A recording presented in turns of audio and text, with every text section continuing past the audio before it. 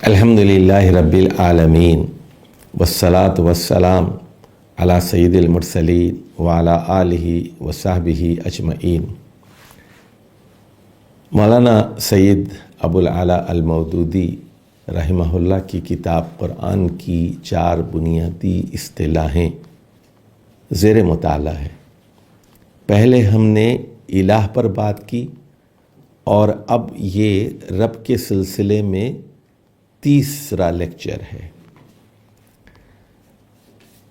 पहले लेक्चर में हमने बताया था कि अरबी लुगत में रब के क्या क्या इस्तेमालात हैं। दूसरे लेक्चर में हमने बताया था कि कुरान मजीद 5 मुख्तलिफ मानी में लफ्ज़ रब की इस्तिलाह का कैसे कैसे इस्तेमाल करता है।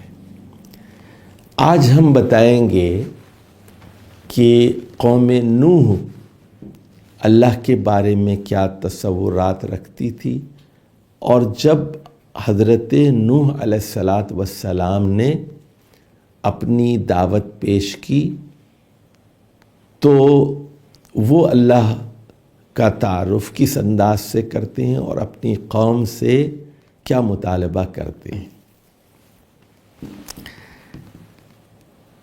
पहली बात तो ये है हज़रत नूह कहते हैं मा लकुम ओबुदुल्लाह मा लकुम मिन इलाहिन गैरुह। ओबुदुल्लाह मा लकुम मिन इलाहिन गैरुह, अल्लाह की इबादत करो, अल्लाह के अलावा तुम लोगों का कोई और इलाह नहीं है। मा लकुम मिन इलाहिन गैरुह, उसके अलावा कोई और खुदा नहीं है। अच्छा देखिए ज़रा गौर से, ये नहीं कहा गया इत्तख़ज़ुल्लाह इलाहा। ज़रा गौर फरमाइए, ये नहीं कहा गया, ये मुतालबा नहीं था कि अल्लाह को इलाह बना लो, अल्लाह को इलाह बना लो, ये मुतालबा नहीं था। वो अल्लाह को मानते थे। मुतालबा क्या किया गया, मा लकुम मिन इलाहिन गैरु, अल्लाह के अलावा कोई दूसरा खुदा नहीं है, दूसरा इलाह नहीं है। ये है मुतालबा। यानी वो अल्लाह को मानते थे लेकिन उसके साथ वो शिर्क करते थे, दूसरों को भी उसके बराबर ठहराते थे। ये छोटे खुदा समझते थे या इख्तियारात का मालिक समझते थे। यही तो शिर्क है। अल्लाह को मान कर उसके साथ किसी को शरीक जब ठहराते हैं आप, उसी का नाम शिर्क है। इसलिए ये बात कही गई है कि जब तक आदमी अल्लाह पर ईमान न लाए वो मुशरिक ही नहीं हो सकता। जो अल्लाह को मानकर अल्लाह के साथ किसी को जब शरीक किया जाता है तब जाके वो मुशरिक बनता है। ये बात सूरत यूसुफ के आखिर में भी ये बात कही गई। चलिए अब देखिए हज़रत नूह के बारे में कुरान मजीद क्या कहता है। वो कहते थे मा हाज़ा इल्ला बशरुम मिस्लुकुम। वो कहते थे ये नूह, ये कुछ नहीं है, तुम्हारी तरह का एक बशर है, तुम्हारी तरह का एक इंसान है। युरीदु अन यतफद्दला अलैकुम, ये चाहता है कि तुम लोगों पर चौधरी बन जाए, तुम्हारे ऊपर सरदार बन जाए। ये लीडरशिप का भूखा है तो ये तुम पर अपनी चौधराहट जताना चाहता है। ये तुम्हारी तरह का आदमी है, रसूल नहीं है, अल्लाह का रसूल नहीं है, अल्लाह का नबी नहीं है। मा हाज़ा इल्ला बशरुम मिस्लुकुम, ये तुम जैसा एक बशर है। और युरीदु अन यतफद्दल अलैकुम, तुम्हारे ऊपर वो अपनी फजीलत जताना चाहता है। वलौ शा अल्लाहु लअंज़ला मलाइकतन, अगर अल्लाह चाहता तो फरिश्ते नाज़िल कर देता तुम पर। हमारे अंदर से ही एक इंसान क्यों पैदा किया गया। अब ज़रा गौर कीजिए, देखिए ये कौन कह रहे हैं, ये नूह अलैहिस्सलाम के मुखालिफीन कह रहे हैं। क्या ये अल्लाह को मानते थे या नहीं मानते थे। वो कह रहे हैं, नूह अलैहिस्सलाम के मुखालिफीन ये कह रहे हैं अगर अल्लाह चाहता तो फरिश्ते भेजता, اللہ چاہتا، اللہ کو مان رہے ہیں نا، وہ کہہ رہے ہیں کہ اللہ نے یہ کیوں کیا کہ ہمارے جیسے ایک انسان کو ہمارے اوپر بھیج دیا. تو اللہ، یہ تو ہم سمجھتے ہیں کہ جھوٹا ہے، اللہ کو تو چاہیے تھا کہ ایک فرشتہ بھیج دیتا. دیکھ رہے ہیں اب اللہ کو وہ مانتے تھے. تو یہاں اللہ کے خالق ہونے اور پہلے اور دوسرے معنی میں اس کے رب ہونے سے بھی انکار نہیں تھا. اس ذرا بات کو سمجھیے. یعنی قوم نوح علیہ السلام کے مخالفین یعنی اللہ کو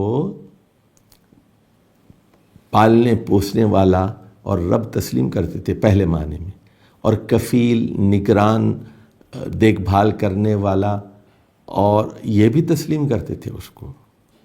چنانچہ حضرت نوح جب ان سے کہتے کہ ہوا ربکم و الیہ ترجعون، کہ وہ تم لوگوں کا رب ہے اور اسی کی طرف تم لوٹائے جانے والے ہوں، اور وہ کہتے تھے استغفروا ربکم، اپنے رب سے معافی مانگو، انہ کان غفارا، بلا شبہ وہ بہت زیادہ مغفرت کرنے والا ہے.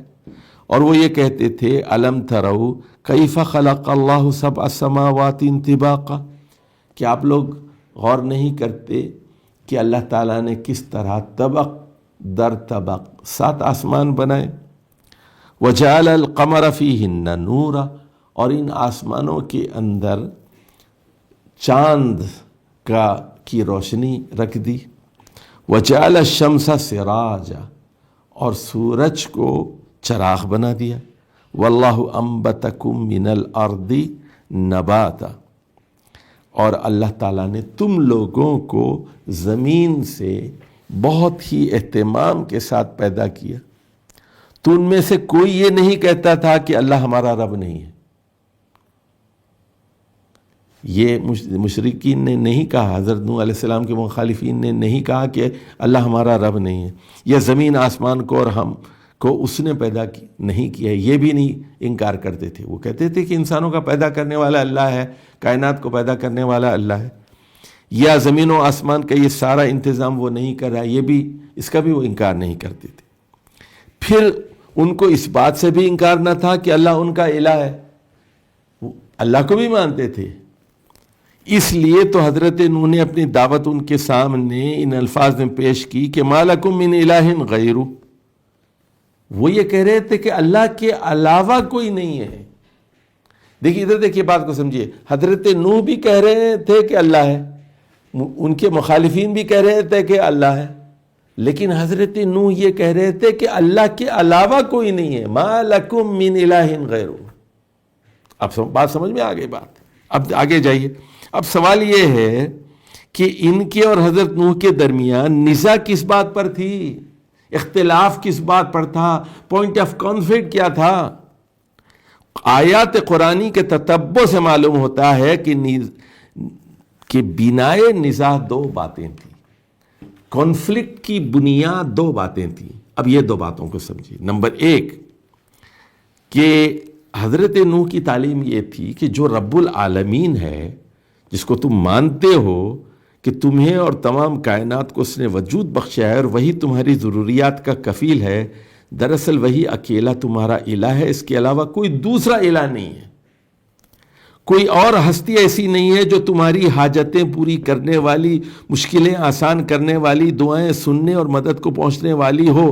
لہٰذا تم اسی کے آگے سرے نیاز جھکا دو. یعنی حضرت نوح یہ کہہ رہے ہیں وہ جو خالق ہے، جو کائنات کا پیدا کرنے والا ہے انسانوں کا، اسی کی عبادت کرو، اسی کی پرستش کرو، اسی کی بات مانو، اسی کے آگے سر جھکا دو. اور دیکھیے وہ کیا کہتے ہیں، یا قومی، اے میری قوم کے لوگو، اعبدوا اللہ، اللہ کی عبادت کرو، ما لکم من الہ غیرہ، تم لوگوں کے لیے اللہ کے علاوہ کوئی اور الہ نہیں ہے. اور وہ اپنے بارے میں کیا کریں، وَلَكِنِّي رَسُولٌ مِّن رَبِّ الْعَالَمِينَ، میں کون ہوں، میں تو رب العالمین کا پیغامبر ہوں، رب العالمین کا ترجمان ہوں، رب العالمین کا سفیر ہوں، امباسڈر ہوں. میں ابلغکم رسالات ربی، میں تم تک میرے رب کے رسالات پیغامات پہنچا رہا ہوں۔ اچھا، اب وہ لوگ کیا کہہ رہے تھے دیکھیے آپ، برعکس اس کے وہ لوگ مخالفین جو تھے وہ لوگ اس بات پر مصر تھے کہ اللہ ہی ہے، مگر دوسرے بھی خدائی کے انتظام میں تھوڑا بہت دخل رکھتے ہیں۔ اب یہ ان کے 5 بت تھے۔ حضرت عبداللہ بن عباس کہتے ہیں کہ یہ 5 نیک لوگ تھے۔ کون تھے یہ؟ ود، سوا، یغوث، یعوق اور نصر، یہ 5 خدا تھے۔ یہ 5 لوگ کون تھے؟ 5 نیک لوگ تھے جو عوام کی خدمت کرتے تھے۔ ان کے مرنے کے بعد انہوں نے ان کی پوجا شروع کر دی، ان کے بت بنا دیے، اور وہ یہ کہتے تھے کہ یہ جو 5 ہیں ان سے بھی تمہاری امیدیں وابستہ ہیں، حاجتیں وابستہ ہیں، لہٰذا اللہ کے ساتھ ہم دوسروں کو الہ مانیں گے۔ اور وہ کیا کہتے تھے؟ وقالو، وہ کہنے لگے، لا تذرن آلہتکم، اپنے آلہہ کو کبھی نہ چھوڑنا، آلہہ کو کبھی نہ چھوڑنا ہے۔ آلہہ کیا ہے؟ الہ کی جمع آلہہ ہے۔ ولا تذرن ودن ولا سواء ولا یغوث ویعوق ونسرا، نہ ود کو چھوڑنا اور نہ سوا کو چھوڑنا، نہ یغوث کو، نہ یعوق کو، نہ نصر کو، 5 میں سے ان خداؤں کو نہ چھوڑنا۔ یہ پوائنٹ آف کانفلکٹ ہو گیا۔ اچھا، اب آ جائیے، ہم نے کہا تھا حضرت نوح علیہ السلام اور ان کے مخالفین کے درمیان پوائنٹ آف کانفلکٹ 2 تھے، بنائے نزاع 2 تھی۔ ایک کیا تھی؟ وہ یہ کہتے تھے کہ اللہ ہی الہ ہے، اللہ کے علاوہ کسی سے حاجت نہیں مانگی جا سکتی۔ وہ یہ کہتے تھے نہیں، ان 5 خداؤں کو بھی، وہ اللہ کو مانتے تھے، 5 کے اللہ کے ساتھ 5 اور شریک کر لیے، اور کہتے تھے کہ ان کو نہیں چھوڑنا، یہ بھی الہہ ہیں، ان کے پاس پاور ہے، یہ فائدہ پہنچا سکتے ہیں، نقصان پہنچا سکتے ہیں، اللہ کے پاس دخیل ہیں۔ اچھا، یہ تو پہلا پوائنٹ آف کانفلکٹ ہو گیا۔ اب جائیے دوسرے پوائنٹ آف کانفلکٹ کی طرف۔ دوسرا یہ کہ وہ لوگ صرف اس معنی میں اللہ کو رب مانتے تھے کہ وہ اللہ ان کا خالق، زمین و آسمان کا مالک اور کائنات کا مدبر اعلیٰ ہے۔ ذرا غور فرمائیے، یہ ہے اصل بات۔ لیکن اس بات کے قائل نہ تھے کہ اخلاق، معاشرت، تمدن، سیاست اور تمام معاملات زندگی میں بھی حاکمیت و اقتدار اعلیٰ اس کا حق۔ دیکھیے، پھر میں اس کی وضاحت کرتا ہوں۔ حضرت نوح علیہ السلام یہ کہہ رہے تھے کہ اللہ خالق بھی ہے، رب بھی ہے، کائنات کا بنانے والا ہے، مدبر ہے، تدبیر کرنے والا ہے، دیکھ بھال کرنے والا ہے، اور اس کے ساتھ وہ یہ بھی کہتے تھے کہ اخلاقی تعلیمات بھی وہی دے گا اللہ تعالیٰ، شادی بیاہ اور معاشرت کے احکامات بھی اللہ دے گا، تمدن اور سیاست کے احکامات بھی اللہ ہی دے گا، اور تمام معاملات زندگی میں حاکم اور مقتدر اعلیٰ اللہ ہے۔ اس کے برخلاف ان کے جو مخالفین تھے وہ صرف اس کو خالق مانتے تھے، لیکن جامع حیثیت سے خدا تسلیم کرنے کے لیے وہ تیار نہیں تھے۔ وہ یہ کہتے تھے یہ 5 بت بھی خدائی میں شریک ہیں، کچھ نہ کچھ اختیار رکھتے ہیں۔ ان سب معاملات میں انہوں نے اپنے سرداروں اور مذہبی پیشواؤں کو رب بنا رکھا تھا۔ اب ان کے جو مذہبی پیشوا تھے، جو ان کو کہہ رہے تھے، کیا کہہ رہے تھے؟ دیکھو، ان کے پنڈت، ان کے برہمن، ان کے مولوی، قوم نوح کے جو مولوی تھے وہ کیا کہہ رہے تھے؟ ان کے پنڈت، یہ 5 کو نہ چھوڑنا، 5 کو نہ چھوڑنا، ولا تذرن آلہتکم، ان آلہہ کو نہ چھوڑنا، ولا تذرن ودا ولا سواء ولا یغوث ویعوق ونسرا۔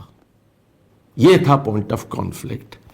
اچھا، اس کے برخلاف اب ان کے دیکھیے، ان کے پیشوا کون تھے؟ ان کے لیڈرز تھے، مذہبی لیڈرز تھے۔ قالو، دیکھیے یہ جو آیت ہم نے پڑھی سورہ نوح کی آیت نمبر 23، قالو، یہ کس نے کہا؟ قالو، یہ قالو کس نے کہا؟ یہ ان کی مذہبی لیڈرشپ تھی جو کہہ رہی تھی کہ اللہ بھی ٹھیک ہے، لیکن اس کے ساتھ یہ جو 5 بت ہیں ان کو نہ چھوڑنا، ان کو نہ چھوڑنا، یہ پنجتن کو نہ چھوڑنا۔ اچھا، اس کے برخلاف سنیے، حضرت نوح کا مطالبہ یہ تھا کہ ربوبیت کے ٹکڑے نہ کرو، ربوبیت کے ٹکڑے نہ کرو، تمام مفہومات کے اعتبار سے صرف اللہ ہی کو رب تسلیم کرو، اور اس کے نمائندہ ہونے کی حیثیت سے جو قوانین اور احکام میں تمہیں پہنچاتا ہوں اس کی پیروی کرو۔ اب دیکھیے ان کا ڈیمانڈ کیا ہے، انی لکم رسول امین، میں تم لوگوں کے لیے، تم لوگوں کے لکم، انی لکم رسول امین، میں ایک امانت دار پیغامبر ہوں اللہ کی طرف سے۔ واتقوا اللہ، اللہ سے ڈرو، وَأَطِیعُونِی، ان کا ڈیمانڈ کیا ہے، you have to obey me. تقوی اللہ کا ہے، عبادت اللہ کی ہے، لیکن میں کون ہوں؟ میں رسول ہوں، اور میری اطاعت تم پر لازم ہے، میں جو کہوں گا اس کو ماننا پڑے گا تمہیں۔ اطیعونی، یعنی حضرت نوح ڈیمانڈ کر رہے ہیں کہ تم مجھے اپنا لیڈر تسلیم کر لو، کیوں؟ اور اللہ کو تسلیم کر لو، میں اللہ کا نمائندہ ہوں، اللہ کا ترجمان ہوں، میری بات ماننی پڑے گی، میری اطاعت کرنی پڑے گی تمہیں۔ صرف دیکھیے، توحید کو تسلیم کر لینے سے، اللہ کو تسلیم کرنے سے بات ختم نہیں ہوگی، یا مجھ پر رسول کی حیثیت سے ایمان لانے سے بھی بات ختم نہیں ہوگی۔ 3 باتیں ہیں اس آیت میں۔ پہلی بات کیا ہے، انی لکم رسول امین، یعنی میں نے خیانت نہیں کی، جو اللہ نے کہا ہے من و ان وہی بات کہہ رہا ہوں، امین ہوں میں، یعنی اللہ نے جو وحی کی اس میں کوئی چیزیں ملا نہیں رہا ہوں، میں کوئی آمیزش نہیں کر رہا ہوں اس میں، رسول امین ہوں، میری رسالت کو مان لو۔ نمبر 2، واتقوا اللہ، اللہ سے ڈرو، وعبدوا اللہ، اللہ کی عبادت کرو۔ نمبر 3، اطیعونی، میں رسول وقت ہوں، میری اطاعت کرو۔ تو یہ بنیادی وجہ نزاع ہے، پوائنٹ آف کانفلکٹ ہے، یعنی حضرت نوح یہ کہہ رہے ہیں اللہ تعالیٰ کو اس حیثیت سے، جامع حیثیت سے رب تسلیم کر لو، اور قوم یہ کہہ رہی تھی کہ اللہ تو ہے، لیکن ان کی جو مذہبی لیڈرشپ وہ کہہ رہی تھی کہ وہ جو 5 نیک لوگوں کے بت ہیں، وہ 5 مری ہوئی ہستیاں ہیں، وہ بھی اختیارات میں دخیل ہیں، ان کو ہرگز ہرگز نہ چھوڑنا۔ وَلَا تَذَرُنَّ آلِهَتَكُمْ وَلَا تَذَرُنَّ آلِهَتَكُمْ وَلَا تَذَرُنَّ وَدًّا وَلَا سُوَاعًا وَلَا يَغُوثَ وَيَعُوقَ وَالنَّسْرَ۔ تو یہ ہے بنیادی 2 باتیں جس پر اس قوم کا اختلاف ہوا، کہ پہلی بات تو یہ ہے کہ جو عبادت ہے اور دعا ہے، حاجت براری ہے، مشکل کشائی ہے، اس میں بھی صرف اللہ تعالیٰ ہی کی بات مانی جائے گی، اور دوسری چیز یہ ہے کہ اخلاق میں، معاشرت میں، تمدن و سیاست میں اور تمام معاملات زندگی میں اللہ کی ربوبیت کو تسلیم کیا جائے گا، اللہ کی حکمرانی کو تسلیم کیا جائے گا، اور ربوبیت کے ٹکڑے نہیں کیے جا سکتے، یعنی اس معنی میں ہم رب مانیں گے، اس معنی میں نہیں مانیں گے، ایسا نہیں ہو سکتا۔ والسلام علیکم ورحمۃ اللہ وبرکاتہ۔